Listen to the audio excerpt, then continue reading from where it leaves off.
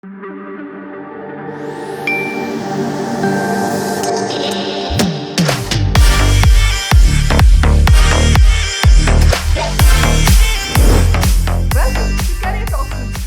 name is Sreevidhya Santhosh and I provide unbiased guidance on higher education, premium institutes, entrance examinations, etc. You're watching Career Guidance Q&A Part 7, wherein I pick questions from the confusions that you have raised and answer those questions. Let's get on to the first question.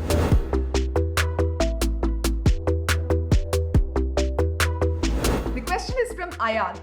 Is add-on courses like AI and Cybersecurity with BCA valuable?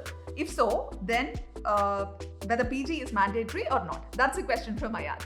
Ayad, nowadays a lot of colleges and universities offer specialization programs or add-on programs or electives along with the graduation programs itself.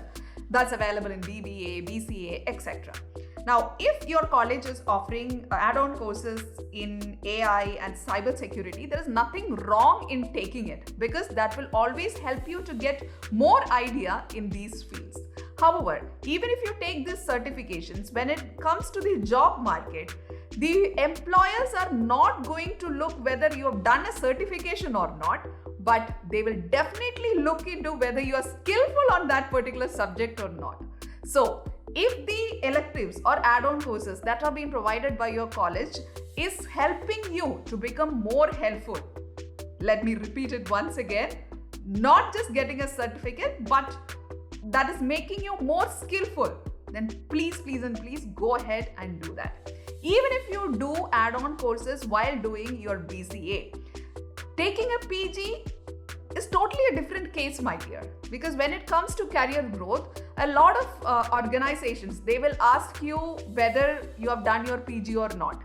So even if you have done this add-on courses, that is not going to be equal as that of a PG program. So after completing your UG program, if you feel that you want to go for your PG and then get on to work, please do that. And there are a lot of kids who get on to work right after their graduation and do their PG program in distance mode too. That is totally your choice.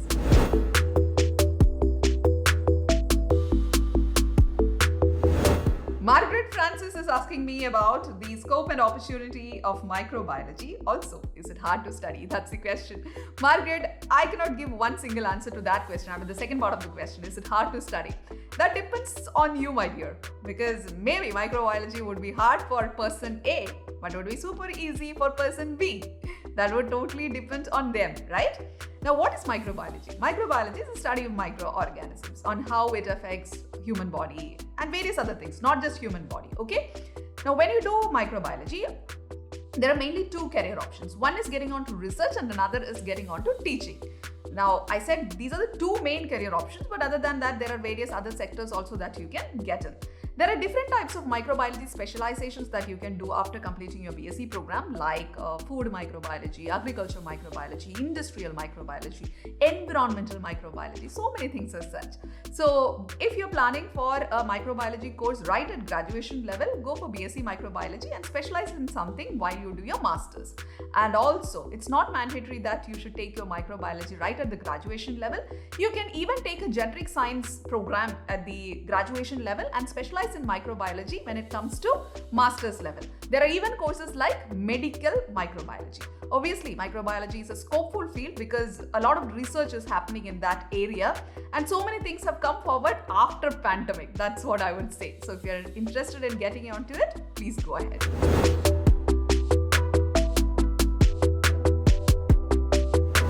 The question is from Hannah.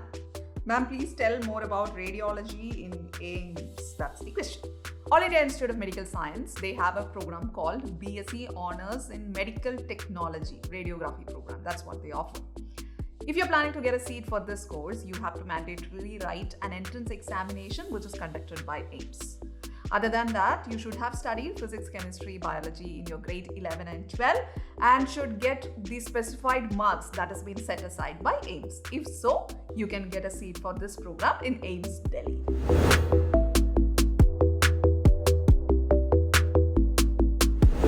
Sheija Abraham is asking about DASA scheme. DASA is direct admission of students abroad. This is a scheme that was announced by the Indian government. Now, don't think that like this is a new scheme. It has been there since long.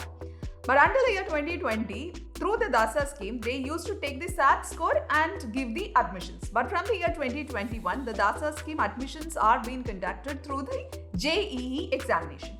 However, the kids need not write the JEE advanced examination. It's the JEE main score that's taken into consideration. Now, why DASA scheme? The NRI students, when they compete with the Indian students who actually start their preparations for premium institutes right from grade 7 and 8, the NRI kids find it a little difficult to get the seats. To avoid these problems and to reserve a certain seats for the NRI students in the premium institutes, government announced the DASA scheme. However, you cannot get a DASA seat in IIT, okay? It is available in NITs, triple ITs, etc., but not in IIT. So first you have to give the JEE examination, JEE main examination, and according to that score, you will be given a rank in the DASA. Now DASA is not the name of an entrance examination, DASA is the name of the scheme. Now how can you know more about DASA scheme? Every year, the DASA site, it comes as a new site, okay? So if it is 2022 admissions, you have to wait until the DASA comes out with the new site and announce which are the colleges wherein like you can get the admissions, and the system is all the same because it's the JEE examination, and through DASA you have to apply for getting these seats. That is the system.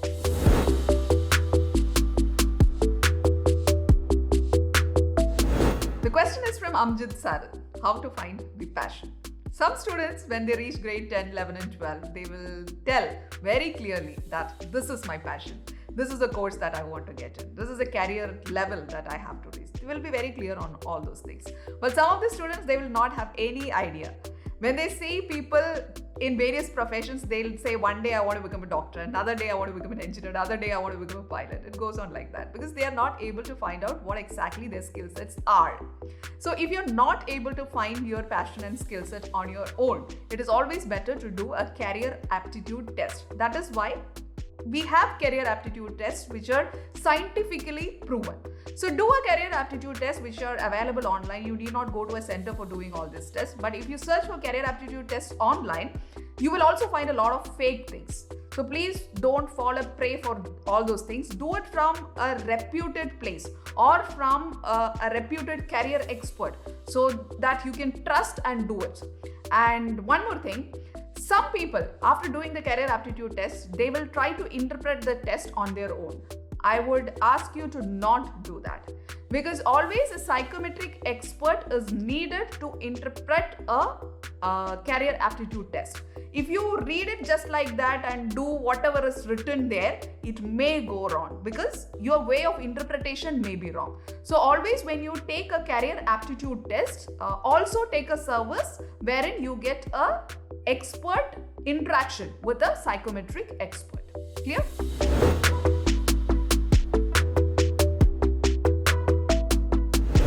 The question is from Ananya Anil. Ma'am, can you explain which entrance exam should be written to get admission in BSc Agriculture? If you're looking for an All India seat, you have to write the examination called ICAR AIEEA. Okay, that's for the central seats. Now, if you're looking for a particular university or a college in a state, there will be state level entrance examinations too, and that is different for each of the state. It's not that like every state has their own entrance examination for this course. Some of them will look into the All India examination and then will give the seats. Some of them will look into just the 12th grade marks, and some of them will have a separate entrance examination. So that will totally depend on which state you are from. Okay, Ananya?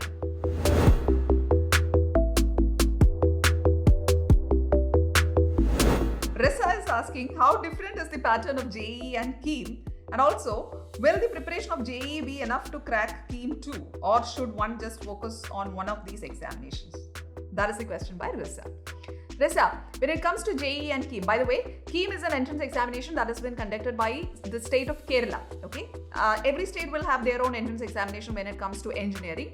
For medical, there is only one national level test, which is NEET, but for engineering, even now, there are a lot of entrance tests which are being conducted by the state authorities. So the Kerala State Authority conducts an examination called KEAM.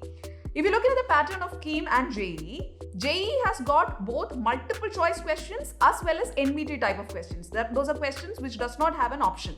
Wherein KEAM does not have an NVT model question. It is only multiple choice questions. So if a child is also planning to write a state level entrance examination, I would say please focus on the JEE. If you are preparing properly for JEE examination, that coaching is more than enough for you to crack the state level examinations too. Because comparing the difficulty level, always the JEE examination is a higher level thing. So if you are preparing for the higher level thing, then obviously you can write the lower level thing also, right? So focus on the JEE examination and go ahead.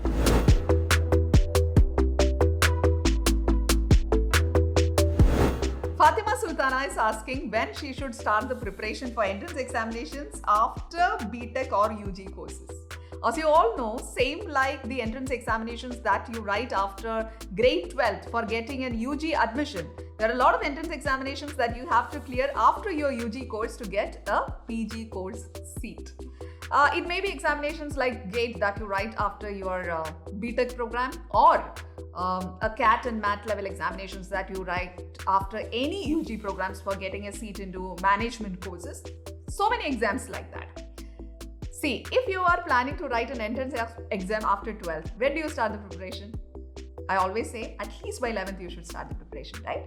Same like that. If you are planning to write a competitive exam after UG program, please start the preparation at least from the first year of graduation so that it would be of help to you. So here we are coming to an end of Career Guidance Q&A part 7. I know that you have a lot of doubts. Whatever doubts you have, please post those as comments below this video so that I can pick those questions and answer in the next video. See you. Goodbye.